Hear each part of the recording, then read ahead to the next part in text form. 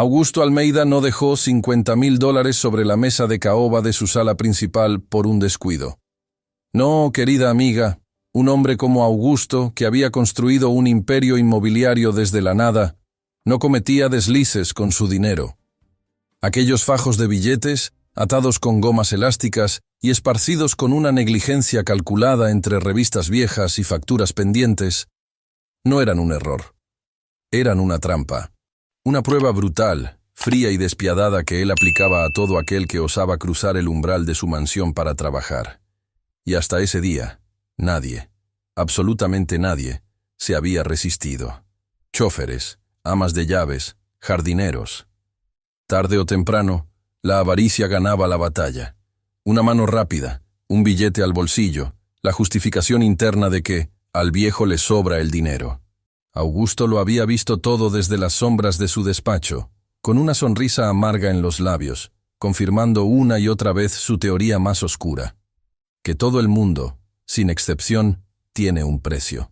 Pero antes de contarte qué sucedió ese día y cómo una niña pequeña estaba a punto de desafiar todas las leyes de ese hombre amargado, te invito de corazón a que te suscribas a nuestro canal. Dale clic a la campanita y, por favor, déjame un comentario aquí abajo diciéndome desde qué ciudad o país nos estás escuchando hoy. Me encanta leerlas y saber hasta dónde llegan nuestras historias de fe y esperanza. Tu apoyo es lo que nos permite seguir trayendo estos relatos que tocan el alma. Ahora, volvamos a la mansión de los Almeida. Augusto tenía 55 años, pero su mirada cargaba con el peso de un siglo de decepciones. Vivía solo en aquella casa inmensa, rodeado de lujos que ya no le daban placer, sino que le servían de armadura. Sus paredes de mármol y sus puertas de roble macizo no estaban ahí para impresionar a las visitas, sino para mantener al mundo alejado. Se había vuelto un hombre hermético, convencido de que cualquier persona que se le acercara solo buscaba una cosa: su fortuna. Su propia familia lo había traicionado en el pasado. Sus exesposas se habían llevado grandes tajadas de su patrimonio, y sus supuestos amigos habían desaparecido en cuanto él cerró el grifo de los préstamos que nunca devolvían. «Esta será igual que las otras», murmuró Augusto para sí mismo, ajustando el enfoque de la cámara de seguridad en la pantalla de su monitor. Estaba sentado en su oficina, con las persianas bajadas, observando la imagen nítida de la sala de estar. Allí estaba el dinero. $50,000 en efectivo. Una cantidad que podría cambiarle la vida a cualquiera, tirada como si fuera basura.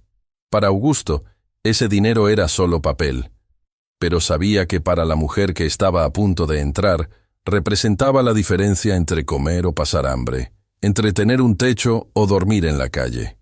Y él contaba con esa desesperación. Él quería que ella robara. En el fondo de su corazón endurecido, Augusto deseaba que ella fallara la prueba para poder decirse a sí mismo, una vez más: «Ves, tenías razón. No se puede confiar en nadie». El timbre de la mansión resonó, un sonido grave y profundo que pareció hacer vibrar el aire frío de la casa. Al otro lado de la puerta inmensa de madera tallada, esperaba Elena.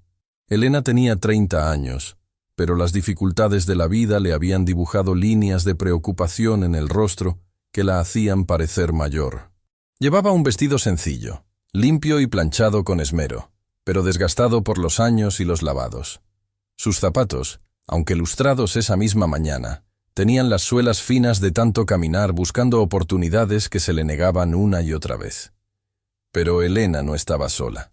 Aferrada a su mano, con los nudillos blancos de tanto apretar, estaba Beatriz, su pequeña de 7 años. Una niña de ojos grandes y observadores, con el cabello recogido en 2 trenzas perfectas y un uniforme escolar que le quedaba un poco corto en las mangas. Elena estaba temblando. Necesitaba ese trabajo. Dios sabe cuánto lo necesitaba. Su marido había fallecido hacía 2 años en un accidente de obra, dejándola sin nada, solo con deudas y un dolor inmenso. Desde entonces, Elena había limpiado pisos, lavado ropa ajena y cuidado ancianos, pero las deudas seguían creciendo y el alquiler de su pequeña habitación en la periferia estaba atrasado 3 meses. Si no conseguía este empleo de interna en la mansión del señor Almeida, al final de la semana estarían en la calle. La puerta se abrió automáticamente con un zumbido eléctrico. «Adelante», tronó una voz a través del intercomunicador. Era seca, autoritaria.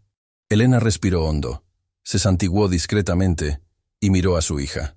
«Recuerda lo que te dije, mi amor», susurró Elena, agachándose para quedar a la altura de los ojos de Vía.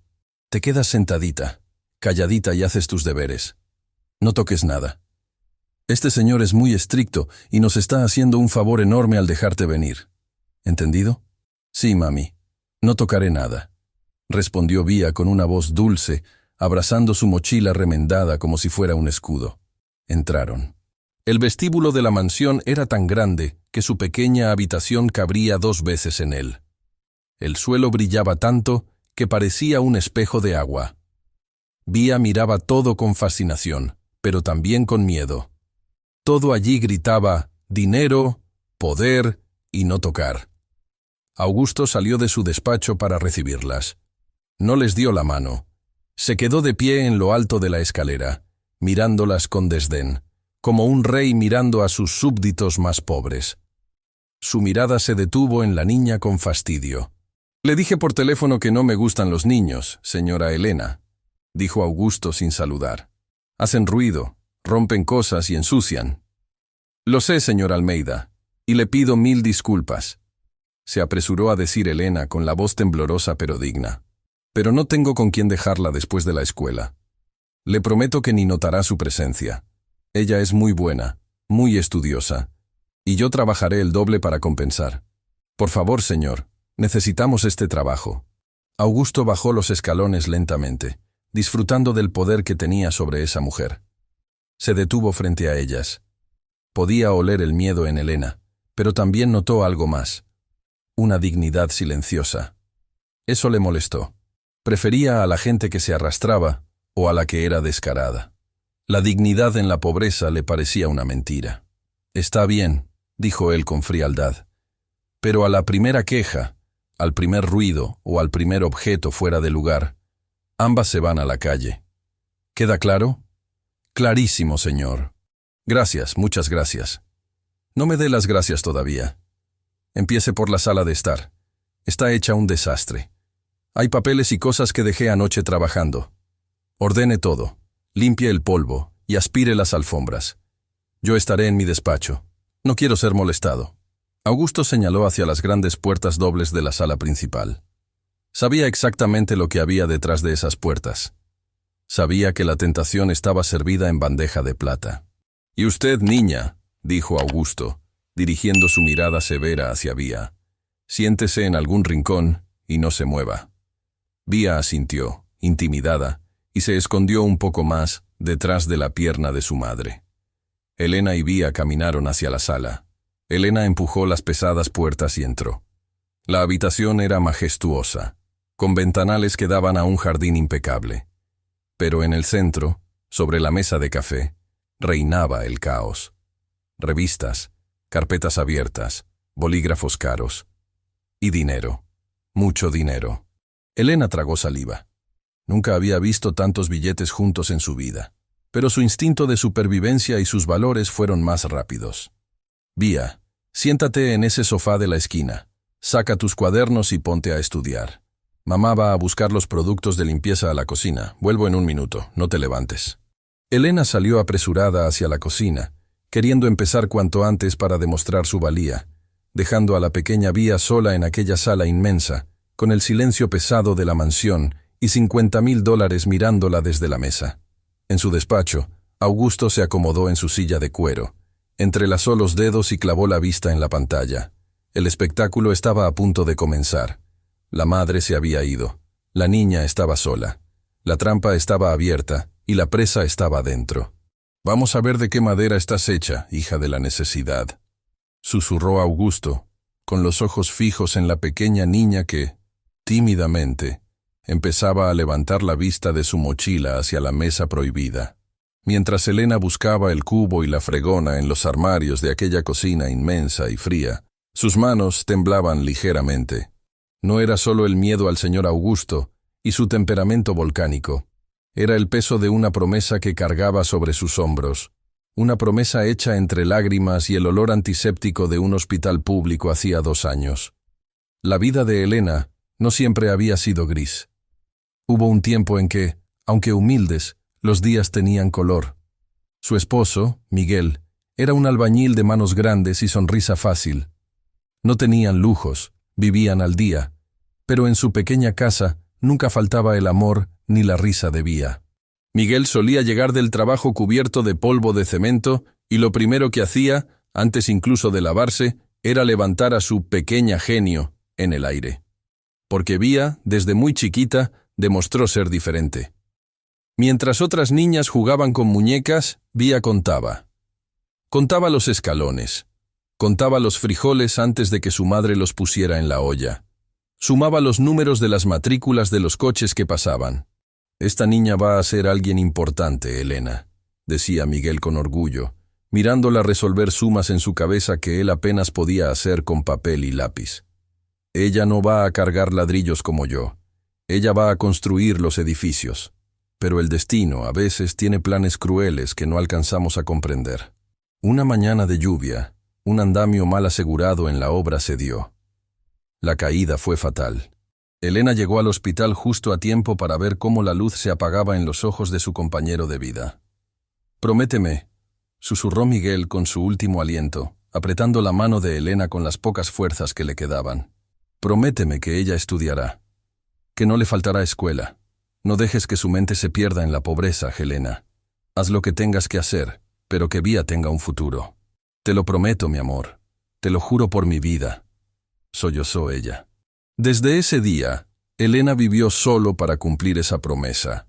Vendió los pocos muebles buenos que tenían, se mudó a un cuartucho en un barrio peligroso, donde los alquileres eran baratos, y aceptó cualquier trabajo honesto que apareciera. Limpió baños públicos, fregó platos en restaurantes hasta que sus manos se agrietaron y sangraron. Cuidó enfermos por las noches. Todo para pagar los libros de segunda mano de Vía, su uniforme, y asegurarse de que nunca fuera a la escuela con el estómago vacío, aunque Elena tuviera que cenar solo un vaso de agua. La pobreza duele, amigas mías, pero duele más cuando ves el potencial de un hijo desperdiciarse por falta de oportunidades. Vía era brillante. Sus profesores lo decían. Pero, ¿de qué servía ser brillante si no tenían dinero ni para lápices nuevos? Vía hacía sus deberes con trocitos de lápiz que encontraba tirados en la escuela, y usaba el reverso de las hojas de facturas viejas para practicar sus multiplicaciones. Esa mañana, antes de llegar a la mansión del señor Augusto, Elena había abierto la nevera. Solo había media botella de leche y un trozo de pan duro. Esa era la realidad. Si el señor Augusto la despedía, la promesa a Miguel se rompería. No habría escuela, no habría futuro. Solo la calle y el hambre. En la cocina de la mansión, Elena se secó una lágrima traicionera que rodaba por su mejilla. «No llores», se dijo a sí misma con firmeza. «Miguel te está viendo. Sé fuerte por Vía». Agarró los productos de limpieza con determinación. No sabía que, al otro lado del pasillo, en la sala de estar, su pequeña hija estaba a punto de enfrentarse a una prueba que no tenía nada que ver con la limpieza, sino con la esencia misma de quienes eran. Vía, sentada en el borde del sofá de terciopelo, miraba la mesa. Para una niña que amaba el orden lógico de los números, aquello que tenía delante era una aberración. No veía $50,000 como un tesoro para gastar. Veía desorden, veía caos. Su mente, estructurada y analítica, no podía soportar ver cosas fuera de lugar. Los billetes estaban mezclados, unos boca arriba, otros doblados, confundidos entre papeles arrugados. Para Vía, el mundo era un lugar confuso y a veces aterrador desde que papá se fue. Los números eran su refugio porque los números nunca mentían, nunca cambiaban y siempre tenían una solución si pensabas lo suficiente. Y esa mesa era un problema matemático que necesitaba ser resuelto. Sin saber que estaba siendo observada por una cámara oculta, y sin saber que el futuro de su madre dependía de sus próximos movimientos, la niña dejó su mochila en el suelo. Sus pequeños zapatos desgastados tocaron la alfombra persa. Se acercó a la mesa, no con la avaricia de un ladrón, sino con la curiosidad de un científico que se dispone a arreglar algo que está roto. El silencio en la mansión de Augusto Almeida no era paz. Era una advertencia. Era ese tipo de silencio pesado que se siente en los museos o en los mausoleos, donde parece que hasta respirar fuerte es una ofensa. Mientras Elena comenzaba a limpiar los azulejos de la cocina con una energía nacida del pánico, sentía cómo esa atmósfera opresiva intentaba asfixiarla. Cada rincón de esa casa gritaba soledad, pero también gritaba, «No perteneces aquí». Elena frotó la encimera de granito hasta que le dolieron los brazos. No podía permitirse un solo error. Sabía que el señor Augusto era un hombre que buscaba la más mínima excusa para despedirla. Había visto esa mirada antes en otros patrones ricos, esa mezcla de desprecio y sospecha, como si ser pobre fuera una enfermedad contagiosa o una prueba de falta de carácter.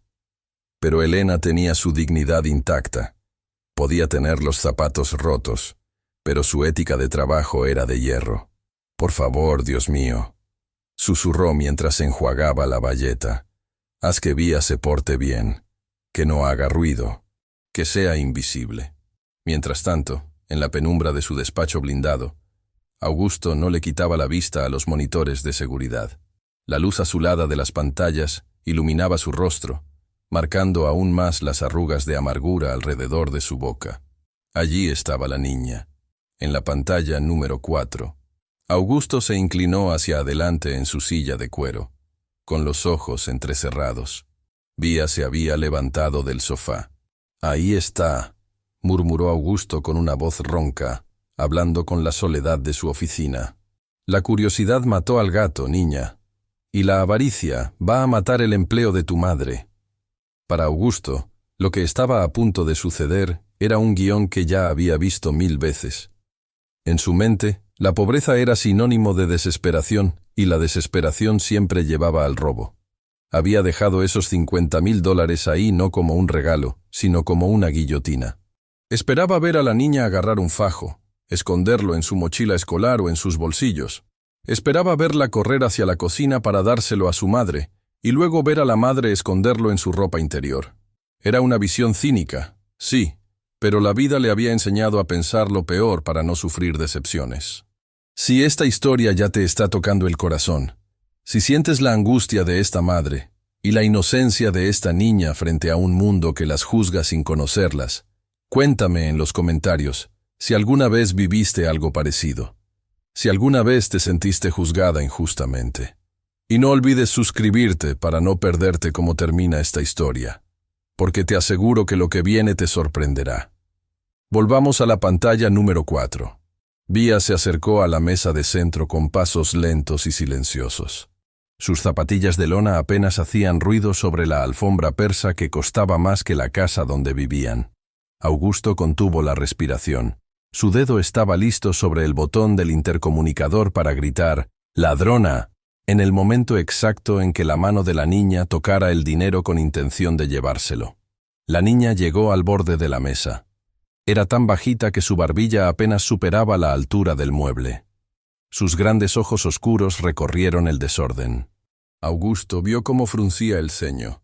No era una expresión de codicia, ni de asombro por la riqueza. Era una expresión de... ¿molestia? Vía miró los papeles arrugados. Miró los bolígrafos destapados rodando peligrosamente cerca del borde. Y miró las montañas de billetes verdes tirados sin ninguna lógica. Para la mente brillante de Vía, aquello era doloroso. En su mundo, donde cada centavo contaba, el dinero se respetaba, se cuidaba. Y sobre todo, los números debían tener un orden. El caos de esa mesa ofendía su sentido innato de la lógica matemática. Augusto vio cómo la niña extendía su pequeña mano. «Hazlo», susurró el millonario, tensando la mandíbula. «Tómalo. Confirma que tengo razón. Confirma que todos sois iguales». La mano de Vía tocó el primer fajo de billetes de $100. Augusto exhaló, sintiendo una mezcla enfermiza de triunfo y tristeza. Ya la tenía. Ya podía despedirlas. Ya podía volver a estar solo y seguro en su fortaleza de hielo. Pero entonces, la niña hizo algo que no estaba en el guión de Augusto. Algo que hizo que el millonario soltara el aire de golpe y se quedara paralizado en su silla, incapaz de entender lo que sus ojos estaban viendo. Vía no se guardó el billete en el bolsillo.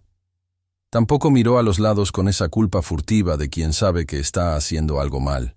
En lugar de eso, con una delicadeza que contrastaba con sus manos pequeñas y curtidas por el frío, la niña alisó el billete sobre la mesa. Lo planchó con la palma de su mano, quitándole una arruga en la esquina, como si estuviera curando una herida. Augusto, pegado a la pantalla en su despacho, frunció el ceño. «¿Qué está haciendo?», pensó, desconcertado. «¿Los está apilando para llevárselos todos juntos? ¿Es eso?». Pero Vía no se detuvo ahí. Cogió otro fajo, y luego otro. Con una concentración absoluta, la niña empezó a crear montones ordenados sobre la mesa. Separó los billetes de $100 a la derecha, los de 50 a la izquierda. Los papeles arrugados que no eran dinero los apartó a una esquina, clasificándolos como basura o documentos, según si tenían letras importantes o no. Parecía una pequeña cajera de banco en miniatura. Sus labios se movían en silencio, contando. 1, 2, 3, 4.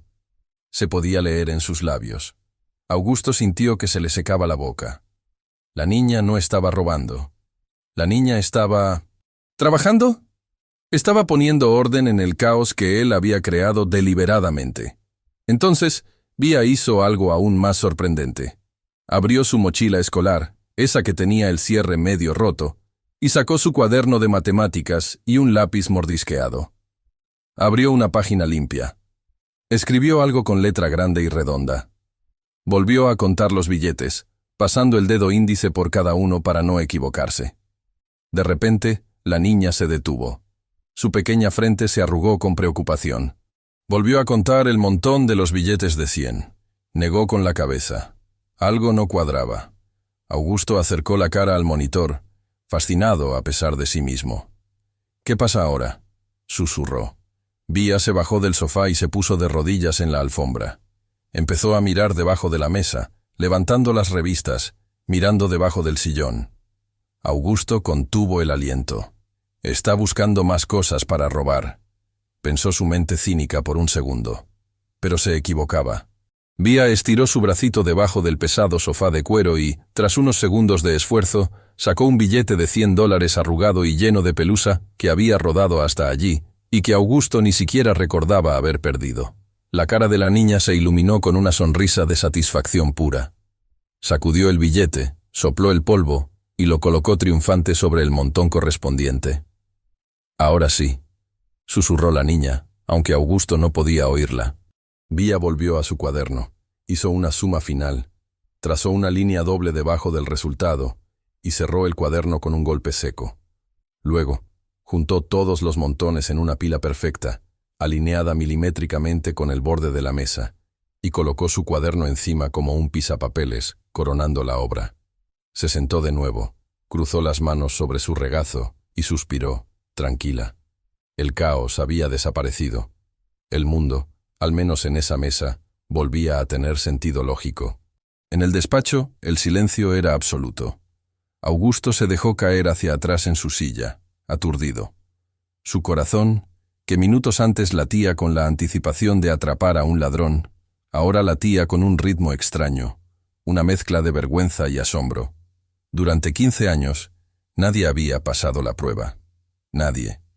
Y ahora, una niña de 7 años con zapatos rotos no solo no había robado un centavo, sino que había encontrado dinero perdido y lo había organizado mejor que su propio contable.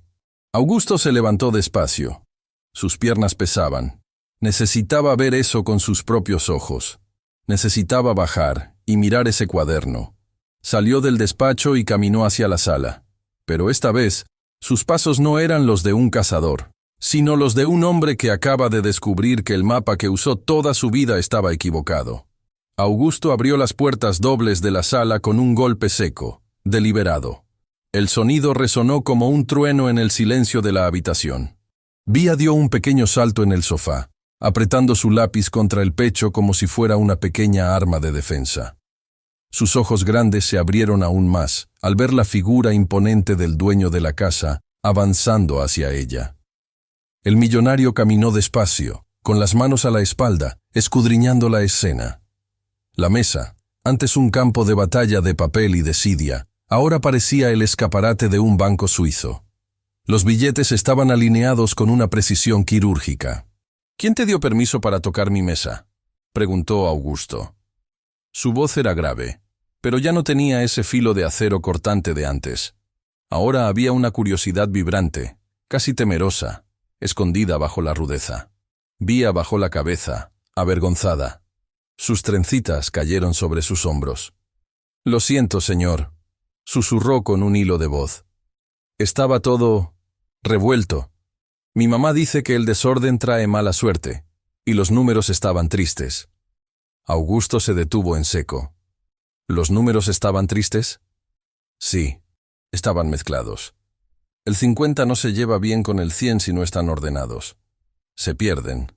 Augusto se acercó a la mesa y cogió el cuaderno escolar que coronaba la pila de dinero. Era un cuaderno barato, de hojas grises y ásperas, con la tapa remendada con cinta adhesiva. Lo abrió. Allí, con una caligrafía infantil pero firme, estaba el desglose. Billetes verdes grandes, 100, 450 unidades, 45.000. Billetes verdes medianos, 50, 100 unidades, 5.000. Total en la mesa, 49. Cientos. Debajo del sofá estaba sucio. 100.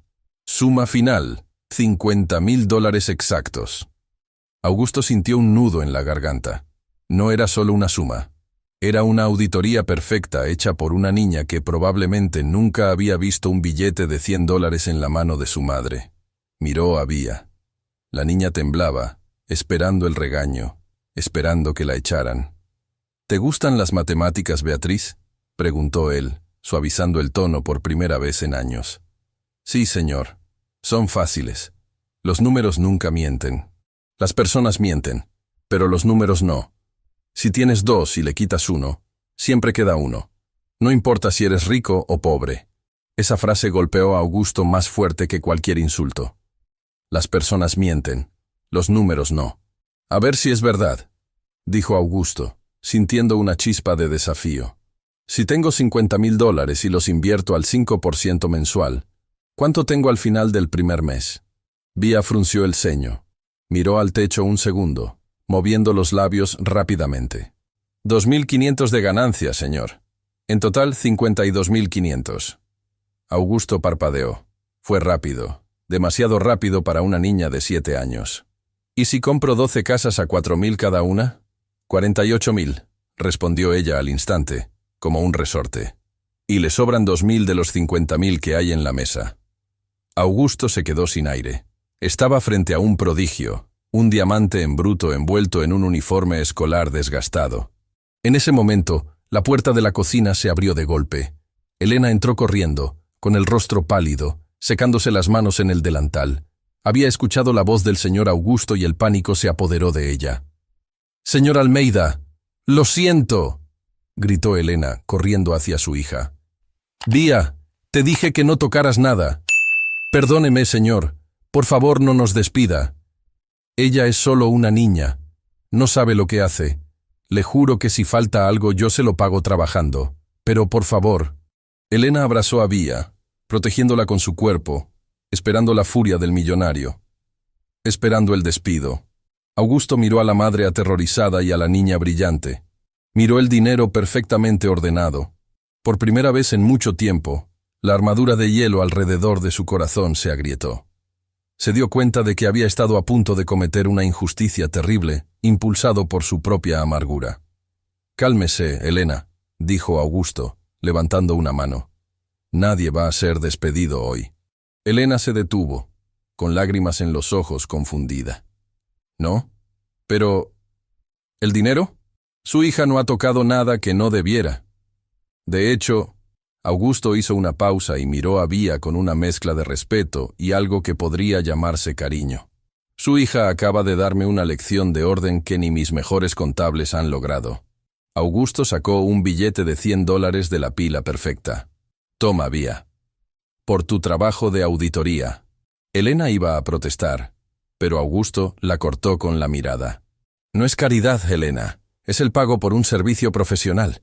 Esta niña tiene un don, y sería un pecado contra Dios desperdiciarlo.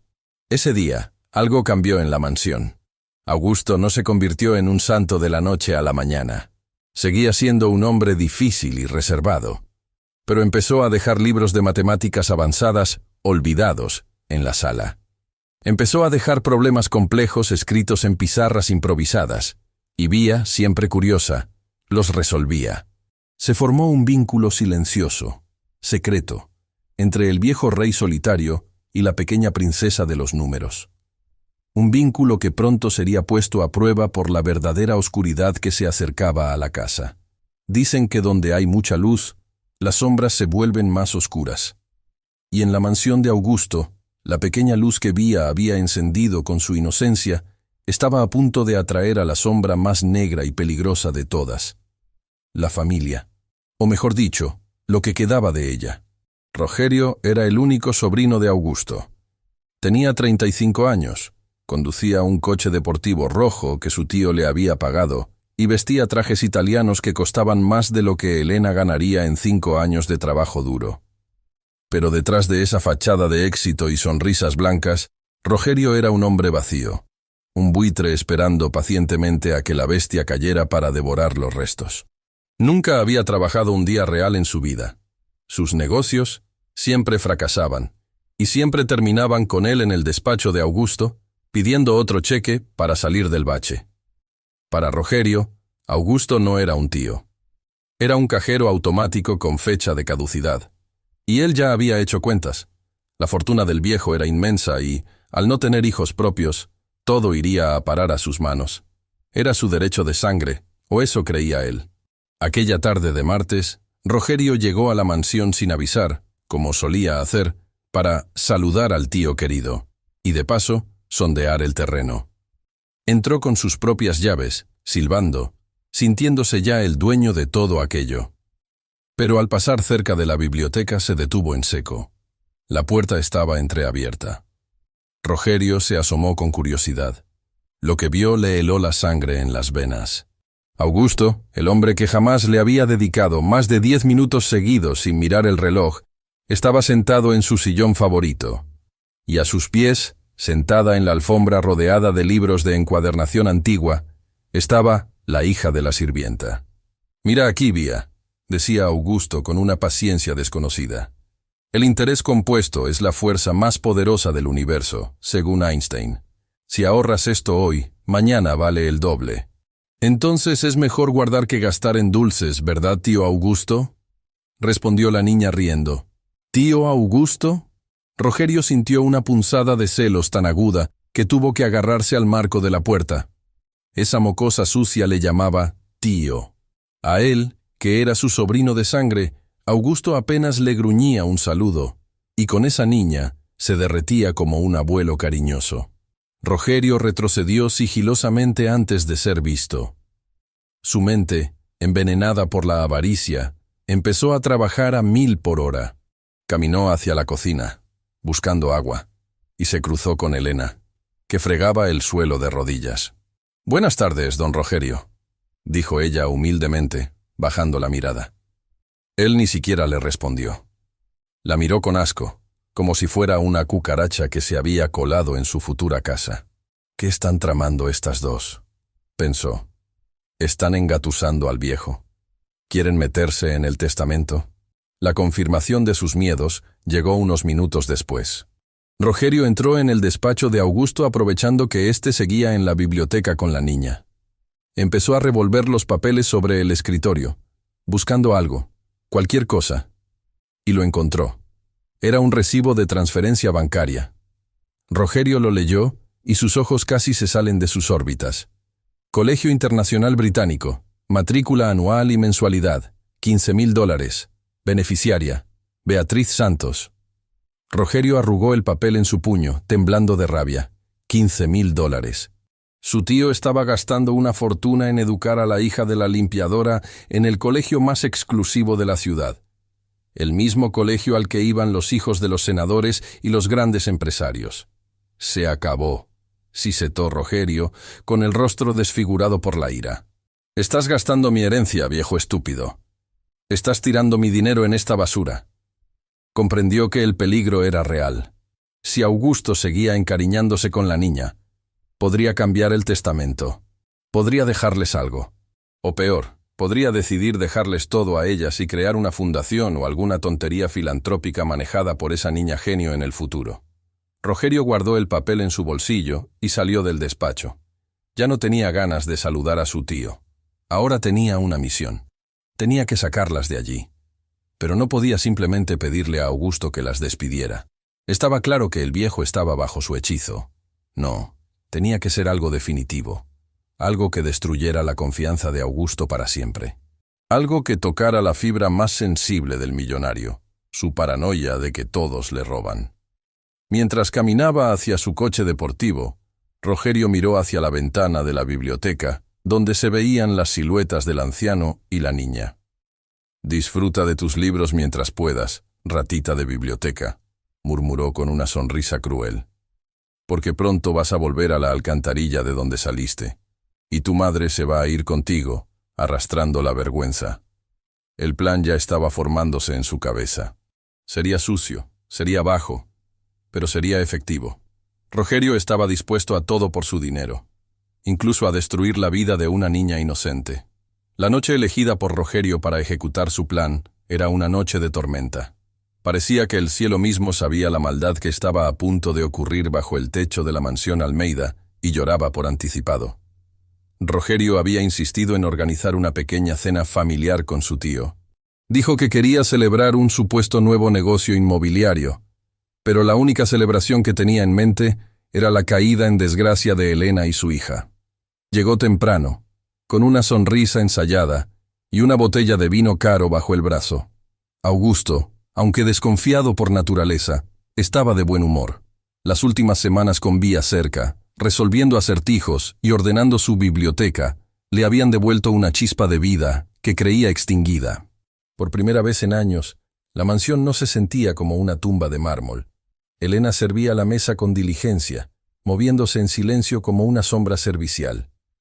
Vía estaba sentada en un taburete alto en la cocina, terminando sus tareas escolares, lejos de la vista de los señores, tal como dictaban las reglas, aunque Augusto ya le permitía estar más cerca. «Tío, ve a lavarte las manos, yo sirvo el vino», dijo Rogerio con una amabilidad empalagosa. Augusto asintió y se dirigió al baño de visitas. Antes de entrar, se quitó su reloj, un Patek Philippe de oro macizo, una pieza de colección valorada en más de $80,000. Era su posesión más preciada, el único recuerdo que conservaba de su propio padre. Lo dejó sobre la repisa de mármol del recibidor, un hábito que tenía desde hacía décadas cuando estaba en casa. En cuanto la puerta del baño se cerró y el ruido del grifo se escuchó, Rogerio actuó. Sus ojos brillaron con malicia. Se acercó a la repisa, tomó el pesado reloj de oro y lo deslizó en el bolsillo de su pantalón. Su corazón latía rápido, no por miedo, sino por la adrenalina del daño que iba a causar. Caminó sigilosamente hacia la cocina. Elena estaba en el comedor terminando de poner los cubiertos. Vía estaba sola, concentrada en su cuaderno. «Hola, pequeña», dijo Rogerio con una voz falsamente dulce que hizo que Vía se estremeciera. «Hola, señor Rogerio», respondió ella educadamente, sin levantar mucho la vista. «¿Esa es tu mochila?», preguntó él, señalando la mochila rosa, vieja y remendada que colgaba del respaldo de una silla vacía. «Sí, señor. Qué bonita», dijo él. Y aprovechando que Vía se giraba para borrar algo en su cuaderno, Rogerio pasó junto a la silla. Con un movimiento rápido de prestidigitador, sacó el reloj de su bolsillo y lo dejó caer en el bolsillo lateral de malla de la mochila de la niña. El peso del oro arrastró la tela hacia abajo, pero nadie lo notó. El crimen estaba hecho. La trampa estaba cerrada. Y antes de que veamos cómo estalla esta bomba de injusticia, quiero pedirte algo, amiga mía. Si sientes que la maldad de Rogerio te indigna tanto como a mí, si alguna vez has visto a alguien inocente pagar por culpas ajenas, suscríbete ahora mismo al canal. Dale al botón de suscribirse y déjame un comentario diciéndome desde qué ciudad estás siguiendo esta historia. Quiero saber quiénes son las personas de buen corazón que nos acompañan hoy. Tu comentario nos ayuda mucho a seguir creando. Volvamos a la cena. Augusto salió del baño y se sentaron a comer. La cena transcurrió con normalidad, aunque Rogerio estaba inquieto, mirando constantemente hacia el recibidor y luego hacia su tío. Esperaba el momento justo. Cuando Elena trajo el café, Rogerio lanzó el anzuelo. «Tío, ¿qué hora es? Por cierto, ¿dónde está tu reloj? No te lo veo puesto. Nunca te lo quitas». Augusto se tocó la muñeca instintivamente. La piel desnuda le sorprendió. «Ah, cierto. Lo dejé en el recibidor al lavarme las manos. Voy a buscarlo, no me gusta dejarlo por ahí». Augusto se levantó tranquilo. Fue al recibidor. Rogerio contó mentalmente. 3, 2, 1. «¡Elena!». El grito de Augusto resonó por toda la casa, haciendo temblar las copas de cristal. No era un grito de ira, era un grito de pánico. Elena salió corriendo de la cocina, pálida. Vía se asomó tímidamente detrás de la puerta. «¿Sí, señor? ¿Qué pasa?». «Mi reloj, el de mi padre. Lo dejé aquí hace 20 minutos. No está». Augusto estaba rojo, buscando frenéticamente por el suelo, moviendo los adornos. «¡Alguien lo ha cogido!». Rogerio apareció en el marco de la puerta, actuando sorprendido. «¿Cómo que no está, tío? ¿Estás seguro? Nadie ha entrado ni salido de la casa, excepto…». Rogerio dejó la frase en el aire, colgando como una espada sobre la cabeza de Elena. Sus ojos de serpiente se clavaron en la madre y la hija. «¿Excepto quién?», preguntó Augusto, respirando con dificultad. «Bueno, tío», dijo Rogerio acercándose y poniendo una mano sobre el hombro del anciano. «No quería decir nada, pero… ya sabes lo que dicen. La cabra siempre tira al monte. Tienes gente extraña viviendo aquí. Gente que necesita dinero». Elena entendió al instante la acusación. Se llevó las manos al pecho, horrorizada. «Señor Augusto, no, por Dios santo, no. Yo jamás tocaría nada suyo. Llevo meses aquí, usted me conoce». «Tú quizás no, Elena», interrumpió Rogerio con veneno suave. «Pero los niños ven cosas brillantes y no se resisten, especialmente los niños que no tienen nada». Augusto miró a Vía. La niña estaba paralizada en la puerta de la cocina, con sus ojos grandes llenos de lágrimas, sintiendo el peso de una culpa que no era suya. La duda, esa terrible semilla que Augusto había intentado arrancar de su corazón, volvió a brotar con fuerza alimentada por las palabras de su sobrino. «Revisa sus cosas, tío», susurró Rogerio. «Si no tienen nada que ocultar, no les importará». El aire en la sala se volvió irrespirable. La acusación estaba lanzada, y la inocencia de una niña estaba a punto de ser violada de la manera más cruel posible. El recibidor de la mansión se convirtió en una sala de tribunal improvisada, fría y despiadada, donde la presunción de inocencia no existía. Elena estaba de pie frente a Augusto y Rogerio, temblando como una hoja al viento, no de culpa, sino de pura indignación y miedo. Miedo a perderlo todo por una mentira. «Señor Augusto», suplicó Elena, con las manos juntas como si estuviera rezando. «Mire mis ojos. Llevo meses cuidando su casa, su ropa, su comida. ¿Alguna vez le faltó un centavo? ¿Alguna vez desapareció una cuchara de plata? Por la memoria de mi difunto esposo, le juro que no hemos tocado ese reloj». Augusto miraba a Elena con una lucha interna visible en su rostro. Quería creerle. Su corazón, ese que Vía había descongelado poco a poco con sus números y su sonrisa, le gritaba que esa mujer era honesta. Pero su mente, curtida por años de traiciones, le susurraba la venenosa duda que Rogerio había plantado. «La necesidad tiene cara de hereje, tío. Las palabras se las lleva el viento, Elena», interrumpió Rogerio con una brusquedad violenta. «Aquí lo que valen son las pruebas, y si no tienen nada que temer, no les importará que revisemos esa mochila ridícula». Sin esperar respuesta, y con una agresividad que hizo que Vía diera un grito ahogado, Rogerio avanzó hacia la silla donde descansaba la mochila escolar de la niña. «¡No!», gritó Elena intentando interponerse. No toque las cosas de mi hija. Ella es una niña. Apártate, bramó Rogerio, empujando a Elena con desprecio hacia un lado. Augusto dio un paso adelante, incómodo con la violencia de su sobrino. Rogerio, basta de brusquedad.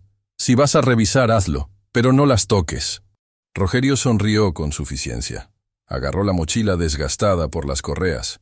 La levantó en el aire como si fuera un trofeo de caza o una bolsa de basura infectada. Vía se tapó la boca con las manos, con los ojos desorbitados de terror. «Vamos a ver qué esconden las santitas», dijo Rogerio. Con un movimiento teatral y cruel, volcó la mochila boca abajo y la sacudió con fuerza sobre la mesa del recibidor. Cayeron los cuadernos de hojas grises. Cayó el estuche con la cremallera rota. Cayeron los lápices mordisqueados y una manzana envuelta en una servilleta de papel para el recreo del día siguiente.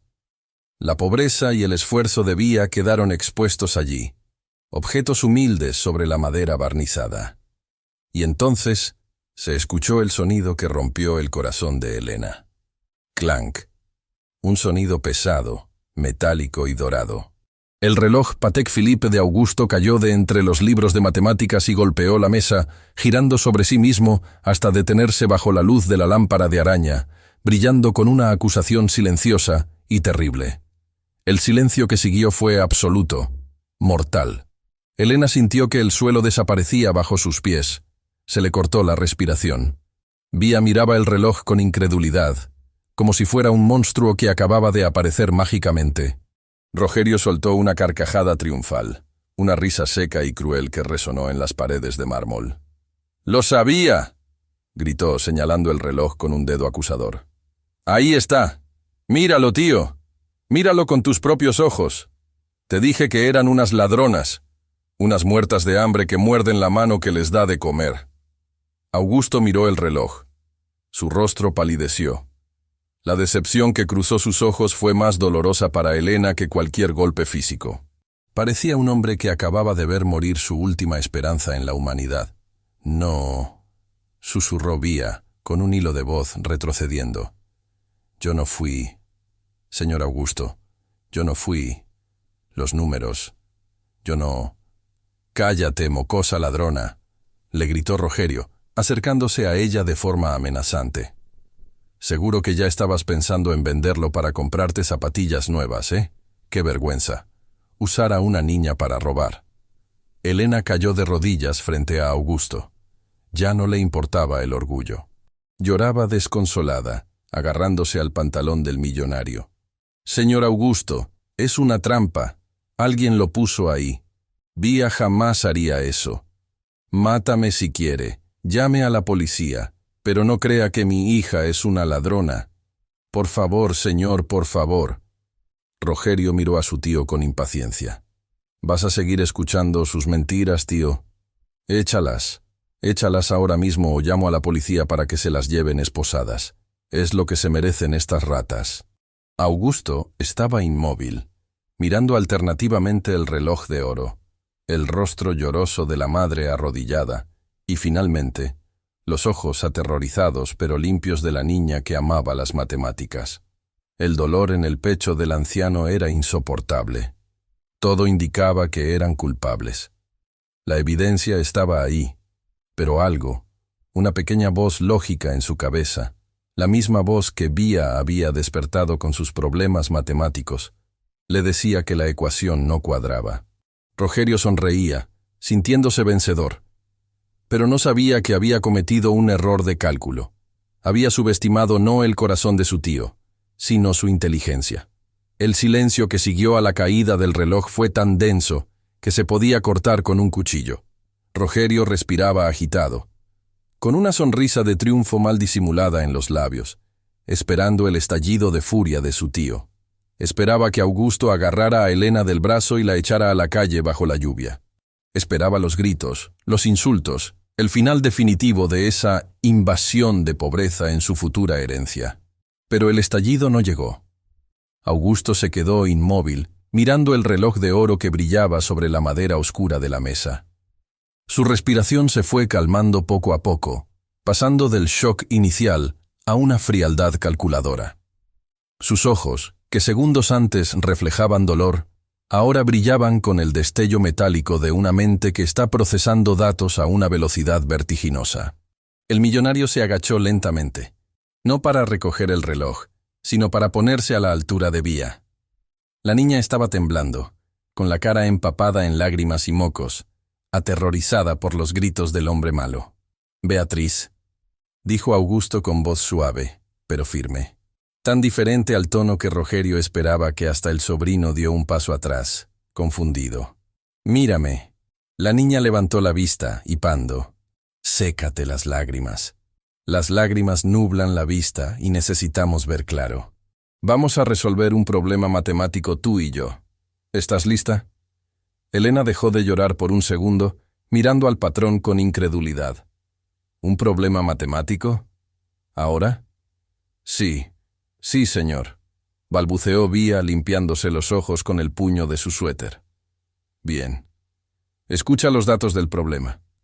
Augusto se levantó y se giró hacia Rogerio, clavándole una mirada que hizo que al sobrino se le erizara la piel. Variable A. El reloj estaba en mi muñeca a las 20:00 horas. Variable B. Fui al baño a las 20:05 y lo dejé en la repisa. Variable C. Tú, Rogerio, gritaste que faltaba el reloj a las 20:25.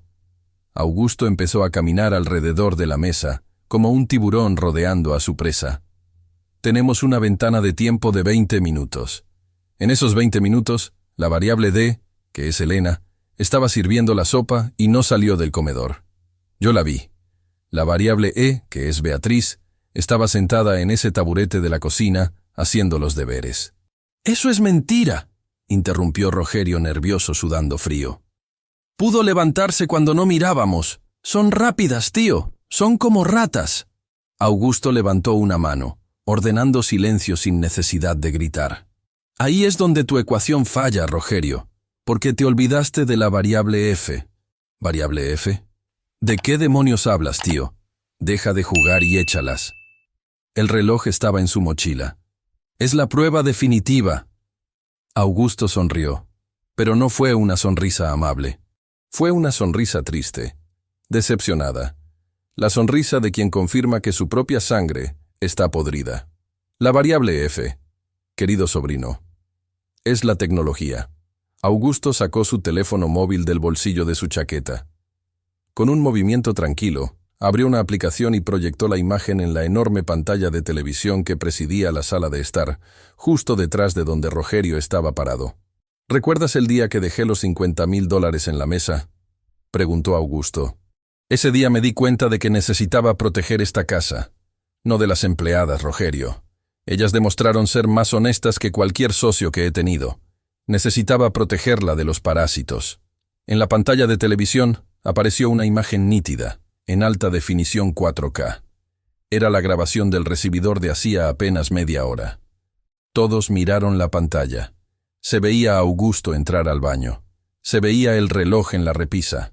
Y entonces se vio a Rogerio. En la pantalla gigante, Rogerio miraba a los lados con cara de culpa. Se veía perfectamente cómo extendía la mano, cogía el reloj y lo deslizaba en su bolsillo. Se veía su sonrisa maliciosa. Luego, la cámara cambiaba de ángulo y mostraba la cocina. Se veía a Rogerio acercarse a Vía por la espalda, fingir amabilidad, y con un movimiento rápido, dejar caer el reloj en la mochila abierta mientras la niña borraba algo en su cuaderno. El silencio en la sala se rompió, pero esta vez fue por el jadeo de horror de Elena. «Dios mío», exclamó la madre llevándose las manos a la boca. «Fue usted. Usted lo puso ahí». Vía miraba la pantalla con los ojos muy abiertos. «La cámara lo vio», gritó la niña señalando la TV. «La cámara no miente, como los números». Rogerio estaba pálido como un cadáver. Retrocedió hasta chocar contra la pared. No tenía escapatoria. La evidencia era irrefutable, proyectada en 60 pulgadas para que el mundo viera su bajeza.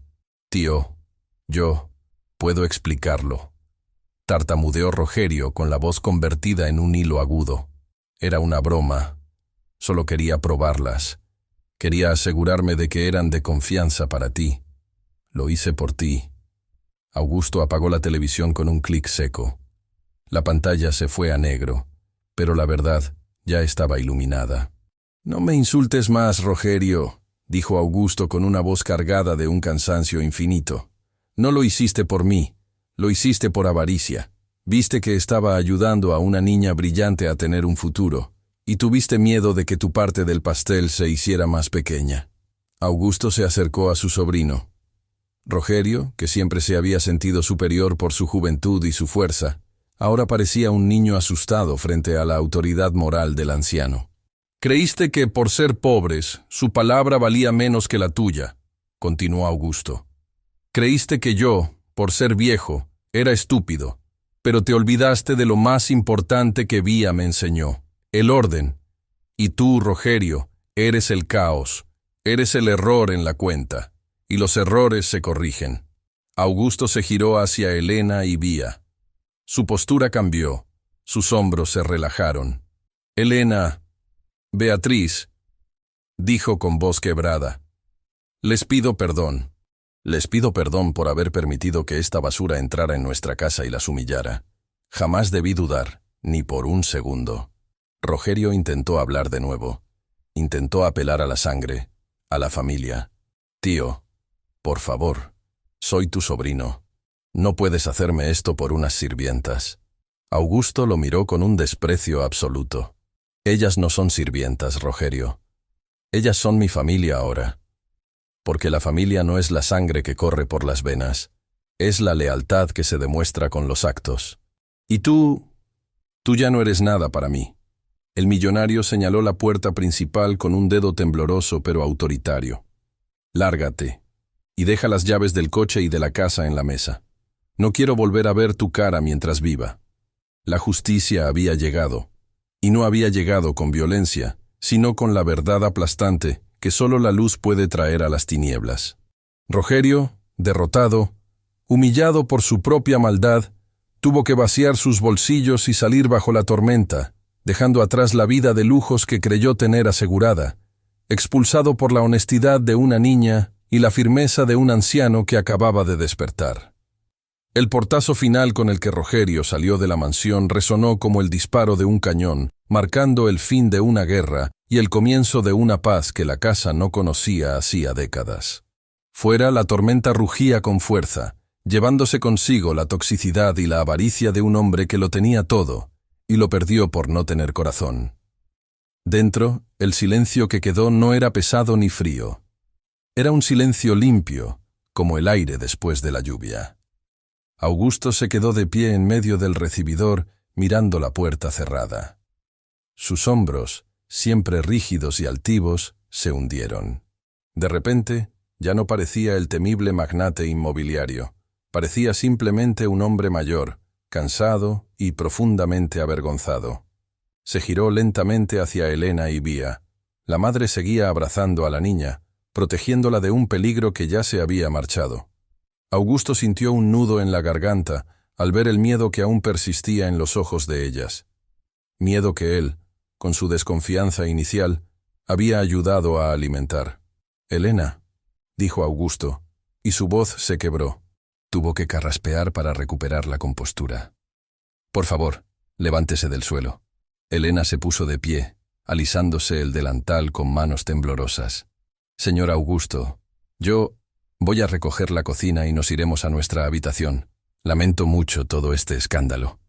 «No», interrumpió Augusto suavemente. «Hoy no vas a recoger nada. Y por favor, deja de llamarme señor con ese miedo». El millonario caminó hasta el sofá más cercano y se dejó caer, cubriéndose el rostro con las manos por un momento. Cuando levantó la vista, sus ojos estaban húmedos. «Tengo que pedirles perdón. Y no solo por lo de esta noche. Tengo que pedirles perdón por el primer día». Elena lo miró confundida. «¿El primer día?» «Los $50,000 en la mesa», confesó Augusto mirando a Vía. «No fue un accidente. Fue una prueba. Quería que fallaran. Quería probarme a mí mismo que todas las personas son malas, que todos quieren robarme. Estaba tan enfermo de amargura que usé mi dinero para intentar corromper la inocencia de una niña. Vía, que había estado escuchando atentamente, se soltó suavemente del abrazo de su madre y se acercó al anciano. Puso su pequeña mano sobre la rodilla de Augusto. El contacto hizo que el millonario se estremeciera. «Pero no fallamos, tío Augusto», dijo la niña con dulzura. Y la fórmula se corrigió. «Mi profesora dice que no importa si te equivocas al principio del problema, lo que importa es que el resultado final sea el correcto». Augusto sonrió entre lágrimas y puso su mano grande y arrugada sobre la manita de la niña. «Tienes razón, mi pequeña genio. El resultado final es lo que cuenta. Y el resultado es que ustedes dos son lo único verdadero que tengo en esta vida». Augusto se levantó, con una energía renovada. Fue hacia el comedor, donde la cena había sido interrumpida, y comenzó a retirar los platos de Rogerio con un gesto de repugnancia, tirando la servilleta usada a la basura. «Elena, siéntate a la mesa», ordenó, pero esta vez era una invitación cálida. «¿Yo? Pero señor, soy la empleada». «No corresponde. A partir de hoy, las reglas de esta casa cambian», declaró Augusto con firmeza. «Tú sigues trabajando aquí, sí, porque sé que eres una mujer orgullosa que le gusta ganarse su sueldo. Pero ya no cenaré solo en esta mesa inmensa como un rey tonto en su castillo. Cenaremos juntos. Y vía...». El millonario miró a la niña. «Tú vas a tener todo lo que tu mente necesite. Libros, tutores, las mejores universidades». Rogerio tenía razón en una cosa. Estaba gastando su herencia. Y pienso gastarla toda, hasta el último centavo, en asegurarme de que tú seas la mujer brillante que estás destinada a ser. Porque tú me enseñaste que el dinero guardado se pudre, pero el dinero invertido en bondad se multiplica. Esa noche, mientras la tormenta azotaba los cristales, en el comedor de la mansión Almeida se escucharon, por primera vez en 20 años, risas genuinas. No había brindis con champán ni invitados de lujo. Solo un anciano, una madre y una niña comiendo sopa caliente, unidos por un lazo invisible pero indestructible. Augusto miró a su alrededor y comprendió algo fundamental. Rogerio se había llevado el coche deportivo y sus trajes caros, pero se había ido pobre. Él, Augusto, se había quedado sin su reloj de oro en la muñeca. Pero por primera vez en su vida se sentía inmensamente rico. La caída del soberbio había dado paso al ascenso de una nueva familia. Pero la historia no termina aquí, amigas mías, porque la semilla que se plantó esa noche tardaría años en dar su fruto más impresionante. Y el destino tenía reservada una última sorpresa gloriosa para Vía, la niña que contaba billetes con inocencia. El tiempo es el arquitecto más justo de todos. Pone cada ladrillo en su lugar y derrumba lo que no tiene cimientos sólidos. Han pasado 20 años desde aquella noche de tormenta en la que un reloj de oro casi destruye una vida. Hoy, la mansión Almeida ya no es un lugar de silencios y sombras. Hoy es la sede central de la Fundación Augusto Almeida, una organización dedicada a dar becas a niños brillantes de bajos recursos.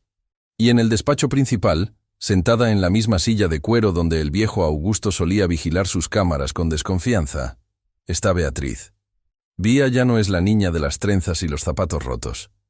Es una mujer joven, elegante y poderosa, graduada con honores en economía en una de las mejores universidades del mundo.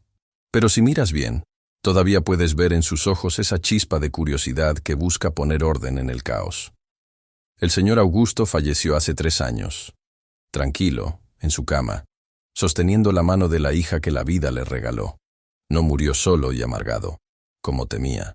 Se fue rodeado de amor, sabiendo que su legado estaba en las manos más limpias y capaces que existían. Dejó todo a nombre de Beatriz. No hubo disputas, porque Rogerio, consumido por sus propias deudas y vicios, nunca se atrevió a volver.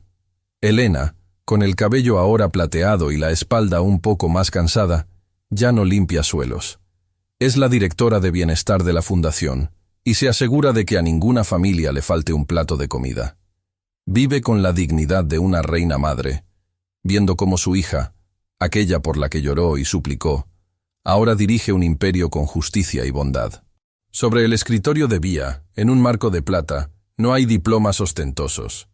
Hay un viejo cuaderno escolar de hojas grises y tapas remendadas, abierto en una página donde una letra infantil dice: Suma final, $50,000 exactos. Es su recordatorio diario. Un recordatorio de que la verdadera riqueza no está en la cuenta bancaria, sino en los valores que llevamos dentro. Bia aprendió que el dinero puede comprar una casa, pero no un hogar. Puede comprar un reloj, pero no el tiempo. Y puede comprar compañía, pero nunca lealtad. Ella demostró al mundo que la honestidad no es una debilidad de los pobres, sino la mayor fortaleza del ser humano. Que cuando haces lo correcto, incluso cuando nadie te ve, o cuando crees que nadie te ve, la vida se encarga de devolverte esa integridad multiplicada por 1000. Y así cerramos esta historia, querida amiga. Una historia que empezó con una trampa y terminó con una lección de amor. Espero que este relato haya tocado tu corazón tanto como el mío. Si es así, te invito con todo mi cariño a que te suscribas a nuestro canal ahora mismo. Tu me gusta y tu suscripción son el motor que nos impulsa a seguir buscando y contando estas historias que nos inspiran a ser mejores. Déjame un comentario. ¿Qué harías tú si encontraras esa cantidad de dinero? ¿Crees que la honestidad sigue siendo el mejor camino en estos tiempos? Gracias por haberme acompañado hasta el final. Soy tu narrador y amigo, y te espero en el próximo video, que ya está apareciendo en tu pantalla, con otra historia que te emocionará hasta las lágrimas. Hasta la próxima y que Dios te bendiga.